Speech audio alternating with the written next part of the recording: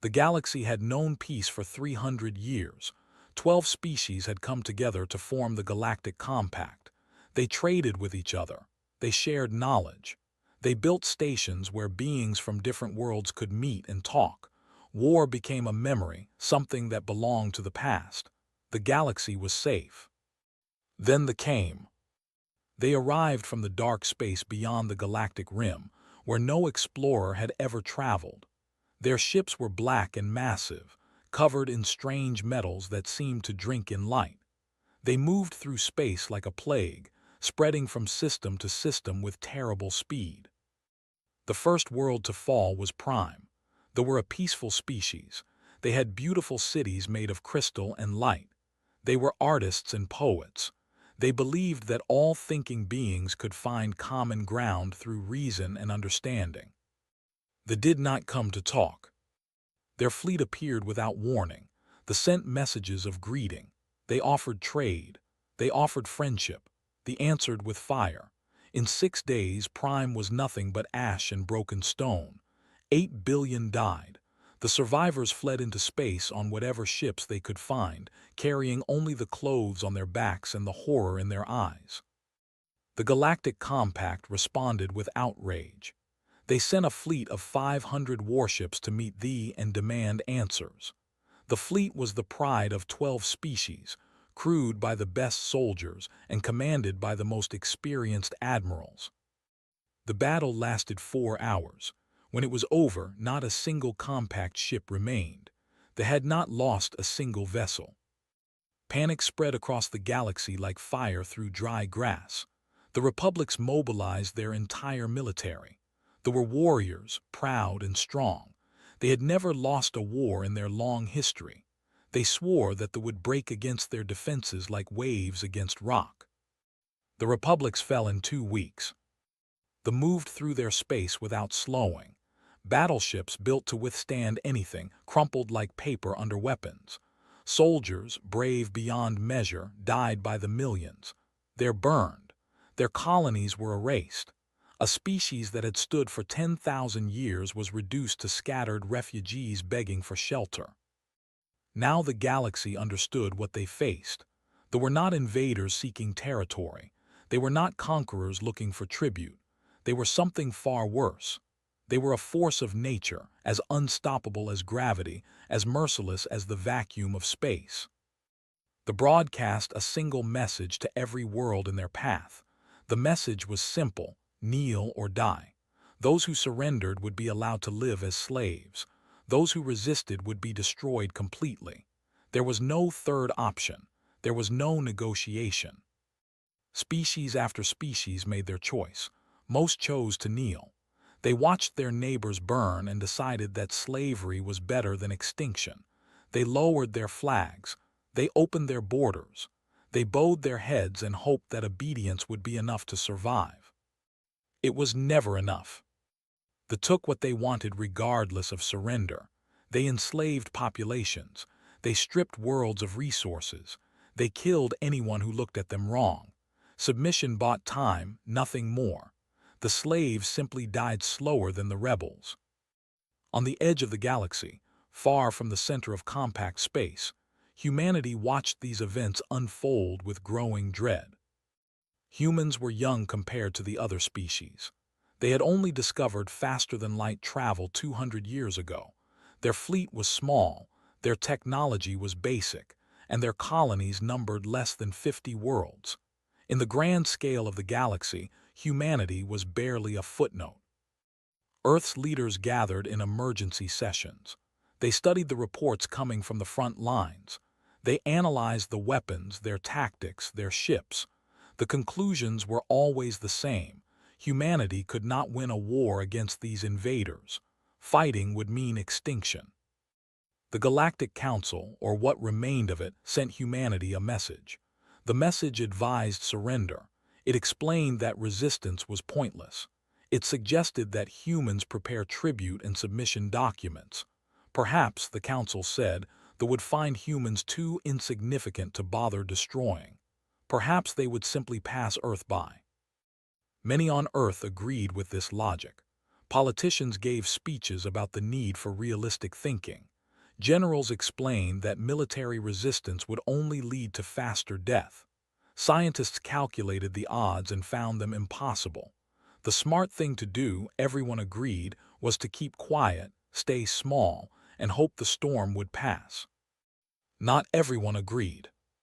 In bars and homes across human space, ordinary people watched the footage of burning worlds. They saw the refugees hollow-eyed and broken. They heard the last transmissions from ships as they died fighting. Something stirred in human hearts, something old and stubborn. It was not logical. It was not smart. But it was there. The feeling did not have a voice yet. It had no leader, no organization, no plan. It was just a quiet anger, a refusal to accept what seemed inevitable. It lived in the hearts of soldiers who had sworn oaths to protect.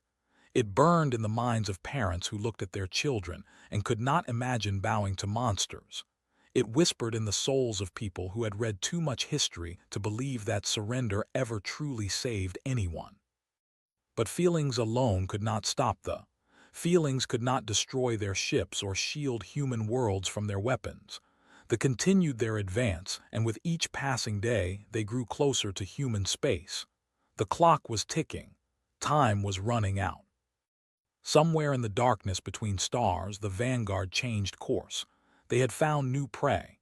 Their sensors had detected the signals of human civilization, the radio waves and ship engines that marked a living species.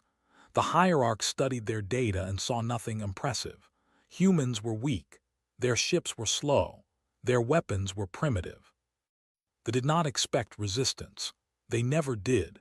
Every species they had encountered had either fought and died or surrendered and served. There was no other way. There had never been another way. They did not know that they were about to meet something they had never encountered before. They did not know that in the vastness of human space, one ordinary man was about to make an extraordinary choice. They did not know that the word no could be a weapon. But they would learn. The refugees came first. They arrived in broken ships held together by hope and emergency repairs. They came from worlds that no longer existed, carrying nothing but memories and wounds. They filled the stations at the edge of human space, thousands of beings from a dozen different species, all telling the same story. They could not be stopped. Captain Elias Vance stood at the viewing window of Outpost Sigma 7 and watched another refugee ship dock. The vessel was built, but it flew no flags. Its hull was with weapon burns. Through the transparent docking tube, Vance could see the passengers stumbling out. They moved like people who had forgotten how to hope. Vance was 53 years old. He had served in the United Earth Navy for 30 years. He had never fought in a real war because there had been no wars to fight. He had spent his career patrolling trade routes, chasing pirates, and protecting mining operations. His ship, the UES Defiant, was a patrol cruiser. It was fast and reliable, but it was not built for battle against an enemy like the. He watched a warrior help a child down the docking ramp. The warrior's arm was bandaged, and he walked with a limp. The child clung to him with desperate strength. They had probably never met before the escape. Now they were all each other had. The station commander, a tired woman named, walked up beside Vance. She handed him a data tablet. "Latest orders from Earth Command," she said. Her voice was flat. Vance read the message. It told all frontier vessels to avoid contact with the. It instructed captains to withdraw to core systems if the enemy approached. It explained that negotiations were being attempted and that military action would only make things worse. "They want us to run," Vance said. "They want us to survive," replied. "There is a difference." "Is there?" Did not answer. She looked out at the refugee ship. More passengers were coming out now, carrying small bundles and injured companions. Some of them were crying. Most were too exhausted for tears. "I spoke with some of the survivors yesterday," said quietly. "They told me about the final battle for their 50,000 ships, the largest fleet ever assembled by any species. They threw everything they had at the. What happened? The battle lasted 6 hours. The destroyed maybe 200 enemy vessels. The destroyed all 50,000. Hands tightened on the railing. 200 against 50,000. Those are not odds. That is mathematics telling us to give up. Vance said nothing. He understood the math. He had run the numbers himself 100 times. Human ships were slower than ships. Human weapons were weaker. Human shields could not withstand firepower for more than a few seconds. On paper, humanity had no chance at all. But paper did not show everything. Over the following days, more refugees arrived. They brought more stories, each one worse than the last. They told of worlds that had surrendered peacefully and been enslaved anyway. They told of populations worked to death in mining camps. They told of children taken from parents and never seen again. They did not want peace. They wanted obedience, absolute and eternal. Surrender did not save anyone. It just meant dying on your knees instead of your feet. Back on Earth, the government continued to argue about what to do. Some leaders wanted to fight. Most wanted to negotiate. A few wanted to flee, to pack whatever ships they could and run for the edges of the universe, hopping to find somewhere that would not follow. The military was split as well. Young officers, full of fire and idealism, demanded action. Old admirals who understood the numbers counseled patience. The debates went round, and while humans argued, they grew closer. Vance received orders to return the Defiant to Earth for reassignment. The frontier outposts were being abandoned. Resources were being pulled back to protect the core worlds. It was a sensible strategy. It was probably the right thing to do. He did not go. Instead, he took the Defiant to Seven, a small colony world at the very edge of human space. The planet was nothing special. It had been settled 40 years ago by farmers and miners looking for a quiet life. The population was about 40,000 people. They had no military value, no strategic importance, nothing that would matter in a galactic war. But they were human. They were families and children and old people who had worked hard to build something from nothing. They had schools and hospitals and farms. They had lives. The colonists welcomed the Defiant with relief and confusion. They had heard the news from Earth. They knew that the frontier was being abandoned. They had expected to be left alone. "Why are you here, Captain?" the colony governor asked. She was a sturdy woman named, with gray hair and hands roughened by years of farm work. Vance looked out at the colony from the governor's office window. He could see children playing in a park. He could see farmers working in fields of golden grain. He could see people living their lives, unaware of the darkness coming for them. "Someone has to be," he said. Studied him for a long moment. "Earth Command ordered all ships back to the core. You are disobeying direct orders." "Yes." "They could court-martial you." "They would have to survive first." Almost smiled. It was a tired smile, but it was real. "What do you think you can do against with one patrol cruiser?" Vance thought about the question. He thought about the refugees he had seen, the stories he had heard, the numbers that said resistance was pointless. He thought about his crew, 63 men and women who had signed up to protect humanity, not to run away. "I do not know," he admitted. "But I know what I cannot do. I cannot leave these people to face the darkness alone. I cannot tell those children that no one thought they were worth protecting. I cannot look at myself in the mirror if I run." Nodded slowly. "My grandfather used to say something. He said that there are moments when a person has to choose who they are. Not who they want to be, not who they pretend to be, but who they really are in their heart." She turned to face Vance fully. "It sounds like you have made your choice." "I have."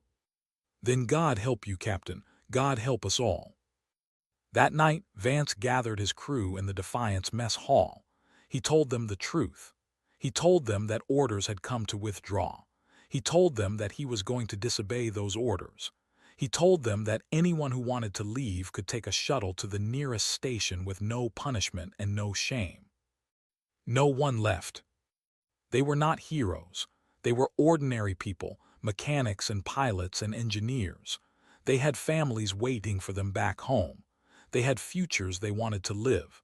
But they also had something else, something that could not be measured or calculated. They had the stubborn human refusal to abandon those who needed them. 3 days later, the vanguard arrived in the system. The time for choices was over. The time for consequences had begun. The fleet dropped out of faster-than-light travel at the edge of the system. 40 warships, each one larger than anything humanity had ever built. They moved in perfect formation, black shapes against the stars, beautiful and terrible. On the bridge of the Defiant, Lieutenant was the first to see them on the sensors. Her face went pale. Her hands trembled over her console. She had read the reports about ships. She had seen the footage of battles. But reading and seeing were different from knowing that those ships were here now, coming for her. "Captain," she said, her voice barely steady, "we have contacts, 40 vessels, signatures confirmed." Captain Vance rose from his command chair. He walked to the main and stood there, hands clasped behind his back. The screen showed nothing but stars yet. The enemy was still too far away for visual contact, but he could feel them out there, a weight pressing against his mind. "Time to intercept?" he asked. "At their current speed, they will reach 7 in approximately 4 hours." 4 hours, that was all the time in the world. That was no time at all. The communication officer, a young man named Tors, looked up from his station. "Sir, we are receiving a transmission from Earth Command. Priority Alpha." "Put it through." The message played over the bridge speakers. It was Admiral, the commander of Earth's Defense Forces. Her voice was tired and strained. "To all vessels in the frontier sectors, this is a general order. Do not engage forces under any circumstances. Repeat, do not engage. Withdraw to designated rally points immediately. Negotiations are in progress. Any hostile action will be considered a violation of direct orders and will be dealt with accordingly. Earth Command out." The bridge was silent. Everyone was looking at Vance. He thought about the order. He thought about what it meant, negotiations, as if they had ever negotiated, as if surrender had ever saved anyone. The admirals back on Earth were trying to buy time, he knew. They were hoping that if humanity stayed quiet and small, they might pass them by. It was a fool's hope, but he understood it. Fear made people believe in impossible things. "Sir," Lieutenant said, "what are your orders?" Vance turned to face his crew. He saw fear in their eyes, but he also saw something else. Trust. They were waiting for him to tell them what to do. They would follow him into fire if he asked. "Tors," he said, "open a channel to the colony." The connection was made. Governor appeared on the screen. Behind her, Vance could see the chaos of an emergency evacuation. People were running, carrying children, loading belongings onto transports. "Captain Vance said, we have received the Earth Command order. I am beginning evacuation procedures, but we do not have enough ships. We can save maybe 10,000 people. The rest..."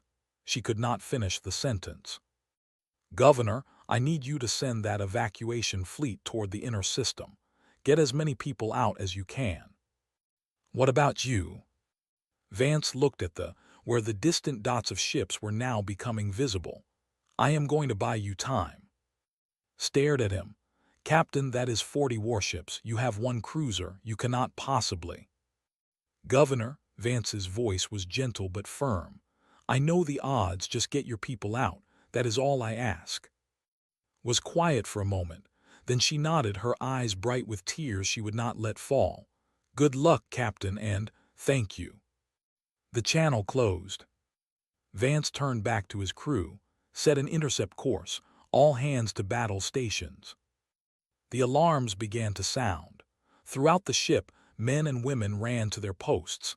Engineers checked power systems. Gunners loaded weapons. Medical teams prepared for casualties that everyone knew would come. On the bridge, Torres spoke again. "Captain, we are being hailed by the flagship." On screen, the image that appeared made several crew members gasp. The hierarch was not like any species they had ever seen. It was tall and thin, with gray skin that seemed to absorb light. Its eyes were completely black, without pupils or whites. It wore armor that looked like it had grown from its body rather than been put on. When it spoke, its voice was cold and empty, like wind through dead trees. "Human vessel, you have entered a restricted zone. You will power down your weapons and surrender immediately. Your species has been offered terms: submission or destruction. There is no third option." Vance straightened his uniform. He thought about all the species that had heard these words. He thought about all the worlds that had surrendered, hopping for mercy, finding only chains. He thought about the children on Seven, playing in parks, unaware that monsters had come for them. He thought about his own children, grown now, living on Earth. He thought about the world he wanted them to inherit. It was not a world of slaves. "This is Captain Elias Vance of the United Earth ship Defiant," he said. His voice was calm and clear, without anger or fear. It was simply a statement of fact. "You will advance no further. The colony of Seven is under my protection.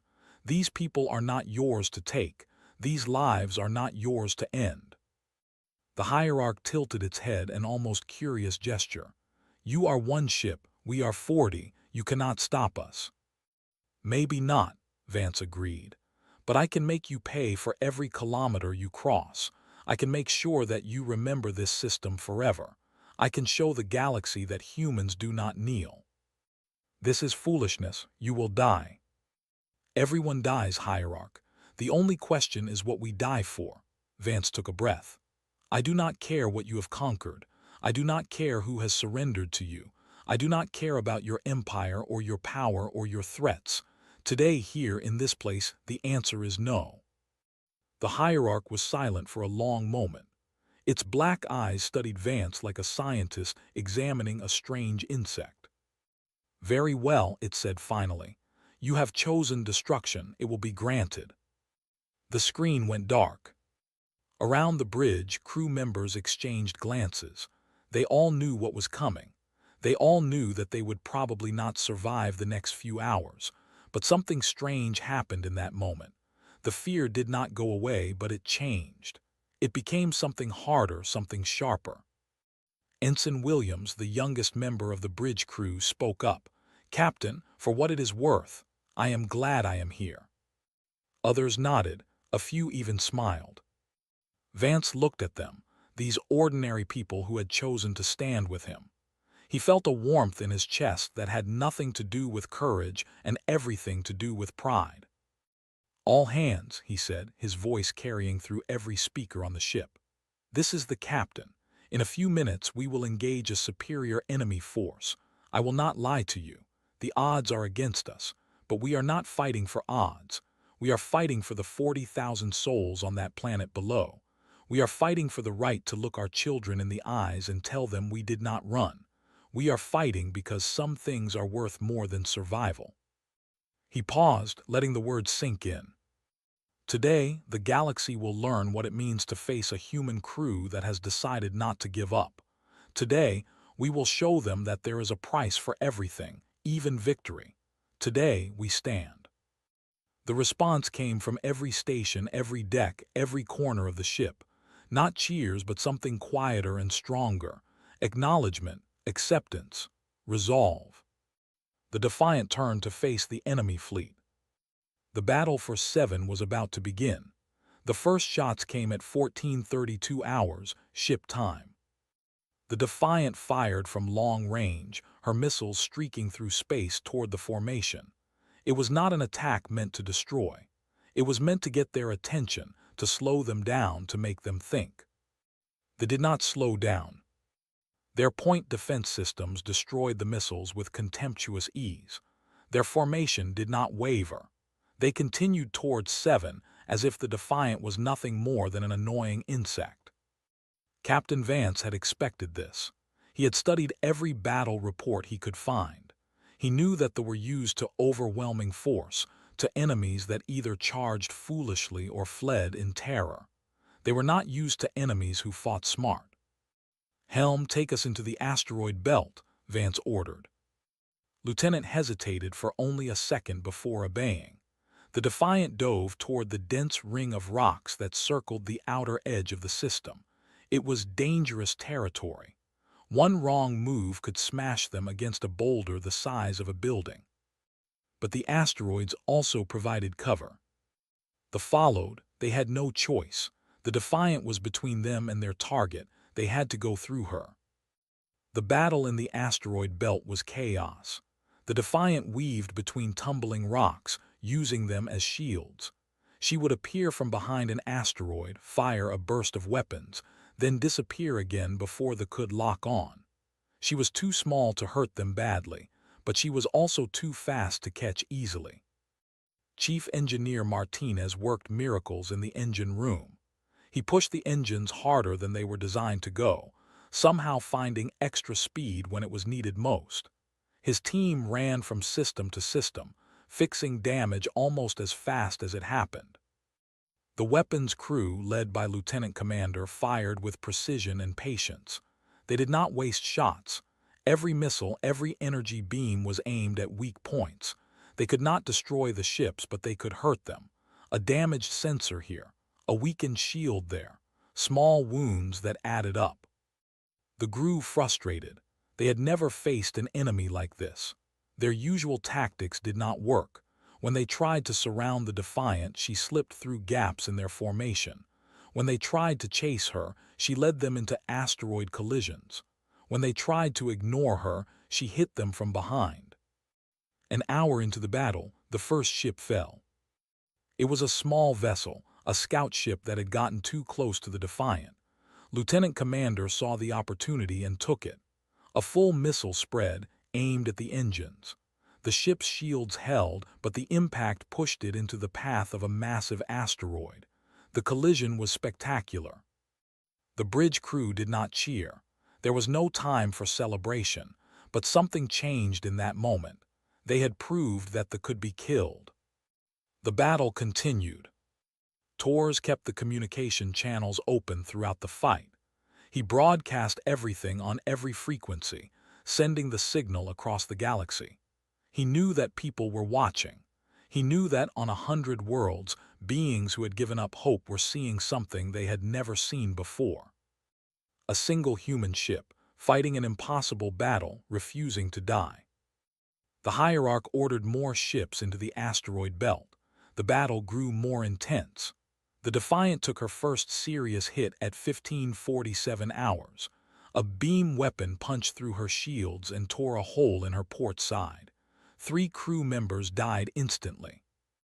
Vance did not have time to mourn. He ordered the damaged section sealed and continued fighting. More hits followed. The Defiant's shields began to fail. Her hull was covered in burns and holes. Systems went offline one by one. The ship that had been sleek and fast was becoming a wounded animal, still fighting but growing weaker. At 1623 hours, Helm Officer took a hit. A power conduit exploded near her station, throwing her across the bridge. She did not get up. Navigator took her place without being ordered. His hands were steady on the controls. At 1641 hours, the weapon systems went offline. Lieutenant Commander was killed trying to repair them. Ensign Williams, with no training in weapon systems, took over the manual targeting. His first shot missed. His second disabled a fighter. At 1658 hours, the Defiant destroyed her second ship. It was a cruiser this time, larger than the Scout. Chief Martinez had managed to overload the ship's main cannon for one massive shot. The beam cut through the cruiser's weakened shields and hit something vital. The explosion lit up the asteroid belt like a new sun. The galaxy watched. On Earth, millions of people gathered around screens, unable to look away. They saw the Defiant, burning and broken, still fighting. They saw the crew refusing to surrender. They heard Captain Vance's voice, calm and clear, giving orders as if this was just another patrol mission. Something stirred in human hearts. Other human ships scattered across the frontier received the broadcast. They had all been given the same orders to retreat. They had all begun to obey, but now they stopped. They watched. They listened. Captain Sarah of the UES Valor was 3 systems away when she saw the Defiant take another hit. She watched the small ship stagger but keep fighting. She heard Vance refuse a final offer of surrender from the helm. She said, her voice tight, "Turn us around." "Ma'am, our orders." "I know our orders," stood up from her command chair. "Turn us around, set course for system, maximum speed." The Valor turned. She was not alone. The UES Iron Promise turned. The UES Constellation turned. Even civilian ships, freighters, and transports with no weapons began moving toward. They could not fight, but they could help evacuate. They could be there. Back in the asteroid belt, the Defiant was dying. Her engines were failing. Her weapons were mostly gone. Half her crew was dead or wounded. The bridge was filled with smoke and the smell of burned metal. Warning lights flashed everywhere. Every system that could fail had failed or was failing. But she was still flying. She was still fighting. They had lost 4 ships now, 4 ships against 1 human cruiser. It was unheard of. It was impossible, and yet it had happened. The Hierarch ordered the remaining fleet to concentrate fire on the Defiant. There would be no more games. There would be no more mistakes. The human ship would be destroyed completely. Torres looked up from his console. His face was covered in blood from a cut on his forehead. "Captain, I am picking up multiple signals. Human signatures, they are coming." Vance felt something in his chest. It might have been pride. It might have been hope. It might have been the simple joy of knowing that he had not stood alone. "How many?" Torres checked his readings. His eyes widened. 17 ships, sir, and more are changing course every minute." The detected them too. The Hierarch hesitated. 17 ships were nothing compared to his fleet, but they were coming. And behind them more might follow. How many humans were willing to die for this worthless colony? How many would come after these? For the first time in living memory, a fleet hesitated. Vance saw the moment. He knew what it meant. The battle was not about ships anymore. It was about will. It was about showing the something they had never encountered, an enemy that would not stop, no matter the cost. "All hands," Vance said, his voice reaching every corner of the ship. "This is the captain. We have done what we set out to do. We have shown them what humans are made of. Whatever happens next, remember this: we stood. We did not kneel, and that can never be taken from us." The Defiant turned toward the flagship and accelerated. One final charge, one final message. The humans were coming. The Defiant died at 1742 hours. She went down fighting, her remaining weapons firing until the very end. Captain Elias Vance stood on his shattered bridge, surrounded by the bodies of his crew, and watched the flagship grow larger on the cracked. He did not flinch. He did not look away. His last transmission was recorded and broadcast across the galaxy. In it, his voice was steady and calm, the voice of a man who had made peace with his death. "This is Captain Vance of the Defiant. We are going down, but we are not giving up. To everyone watching, remember this moment. Remember that one ship can make a difference. Remember that the only defeat that matters is the one you accept. They can kill us, but they cannot make us kneel." A pause, the sound of explosions in the background. "To my family, I love you. To my crew, I am honored to have served with you. To humanity, do not mourn us. Fight for us, live for us, and never ever surrender." The transmission ended. The fleet destroyed the Defiant with concentrated fire. The ship broke apart in a blinding explosion, scattering debris across the asteroid belt. There were no survivors. 63 human beings died in an instant, their bodies becoming part of the stars. But something else was born in that moment. The hierarch had expected the human reinforcements to turn back when they saw the Defiant's destruction. That was what sensible beings did. They saw overwhelming force and they retreated. It was the natural order of things. The human ships did not turn back. They accelerated.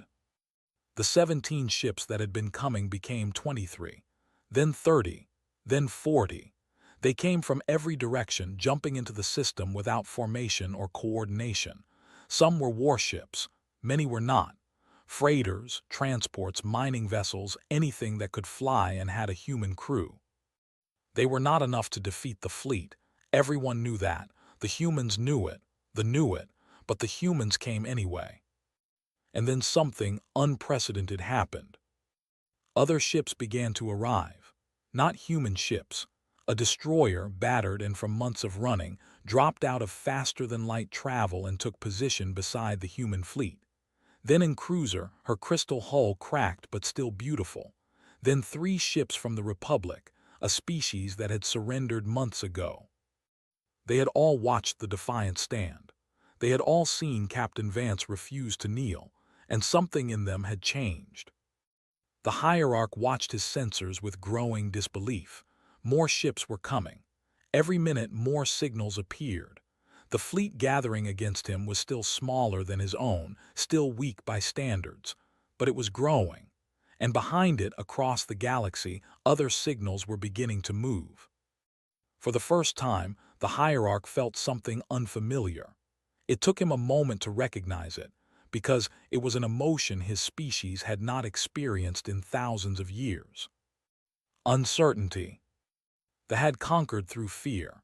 They had taught the galaxy that resistance was pointless, that submission was the only survival. But the Defiant had shown something different. One ship, one crew, one stubborn human captain had demonstrated that they could be hurt, could be slowed, could be made to bleed. If one ship could do that, what could 100 do? 1,000, 1,000,000? The hierarch made a decision. He ordered his fleet to withdraw. Not retreat, he told himself. Strategic repositioning. They would return with a larger force. They would crush this rebellion completely. But as his ships turned and jumped to faster than light, everyone watching knew the truth. The had blinked first. The battle for 7 was over. The humans had won. In the days that followed, the galaxy transformed. On Earth, the government that had counseled surrender was swept away. New leaders emerged, people who had watched the Defiant stand and understood what it meant. They did not promise easy victory or quick peace. They promised something harder and more valuable. They promised to fight. The shipyards of Earth began working around the clock. Factories that had been building consumer goods switched to military production. Scientists unlocked technologies that had been deemed too dangerous or too expensive. Volunteers lined up by the millions, people who wanted to serve, who wanted to be worthy of the crew of the Defiant. The other species of the Galactic Compact began to stir as well. The survivors stopped running and started organizing. The refugees transformed their sorrow into determination. Even species that had fully surrendered began to resist, staging sabotage and rebellions across territory. The war was far from over. They were still powerful, still dangerous. They would return. They would fight back. Many more would die before the end. But something fundamental had changed. They had built their empire on the belief that they were unstoppable. That belief was gone now. Captain Vance and his crew had destroyed it as surely as they had destroyed those 4 ships. On 7, the colonists who had survived began to rebuild. They had lost friends and family in the evacuation. Their world bore scars from weapons that had slipped past the Defiant, but they were alive, they were free, and they remembered. 1 year after the battle, they built a monument. It stood in the central square of the colony's main city, visible from anywhere in the settlement. The monument was simple, a column of black metal from the wreckage of the Defiant, recovered from the asteroid belt. At the base of the column, they carved Captain Vance's final transmission. But above it, in letters that could be seen from space, they carved just one word, the word that had changed everything, the word that had turned the tide of a galactic war. No. That word spread across the stars. It was translated into 1,000 languages. It was painted on the hulls of warships and whispered in the cells of prisoners. It became a rallying cry, a prayer, a promise. When they returned, as everyone knew they would, they did not find a frightened galaxy waiting to submit. They found an alliance of free species, united by the example of one human ship and her crew. They found enemies who had learned that they could be defeated. The final war took 7 years. It cost billions of lives across hundreds of worlds. It was the most destructive conflict in galactic history. The lost. They did not lose because humanity was stronger or smarter or more numerous. They lost because Captain Elias Vance had taught the galaxy a truth that they had never understood. There are some things more powerful than fear. Honor is one. Love is another. But the most powerful of all is the simple refusal to accept defeat. Centuries later, children across the galaxy would learn about the Battle of. They would hear the story of the Defiant, of her captain, of the 63 crew members who chose to die rather than kneel. They would learn that the mightiest empire in known space was brought down not by weapons or tactics, but by a single word. In classrooms on 1,000 worlds, teachers would ask their students what that word meant, and the students would answer, in their own languages, in their own ways, but always with the same understanding. It meant that courage was not the